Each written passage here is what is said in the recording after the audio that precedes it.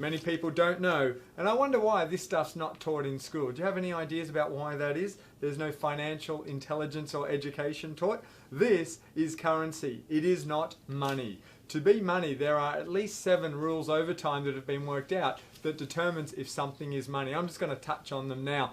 Number 1 is it needs to be durable. It needs to last a long period of time. This is why we don't have paper anymore. Paper deteriorates, whereas now we've moved to a plastic note in terms of currency, and that lasts a little bit longer. But the question is that even money? It needs to be portable. You need to be able to carry it, go to the shops, go to the market, take it overseas, do that kind of stuff. So it needs to be portable to be money. It needs to be divisible. If something's worth 1,000 units of something, not everything costs 1,000 units. So you need to be able to break it down to 500 units or 10 units or 1 unit or whatever small amount is needed to exchange and do business with. Now, number 4 I'm going to skip because it is the big one that distinguishes the difference between these two.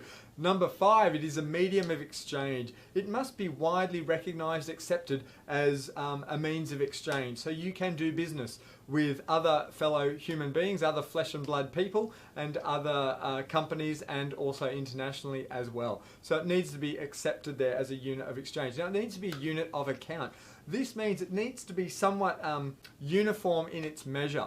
This is why we don't use, shells and stuff anymore, because they're all different sizes, all that sort of stuff. We need to have it as something that can be measured. Now, traditionally that was done by a weight, and maybe the day will come where we get back to that. See, right now, the only measure of this is someone's printed some digits on a bit of plastic, and we accept it on that. But we're going to get to that in a moment.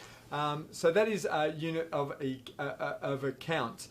7 is it's got to be fungible. Fungible means it needs to be interchangeable. So if I give you this 50, you give me that 50, no one cares. It's a 50, might be dirty or clean or whatever, doesn't matter.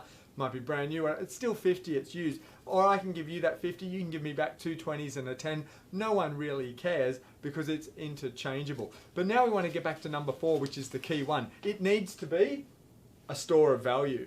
Question is this a store of value? Some would argue maybe it's not. Do you know that we're now on our 3rd new financial system in the last 100 years? And chances are there may be a new one coming soon. 1915s, just before the First World War, interesting period of change. We went off the full gold standard there.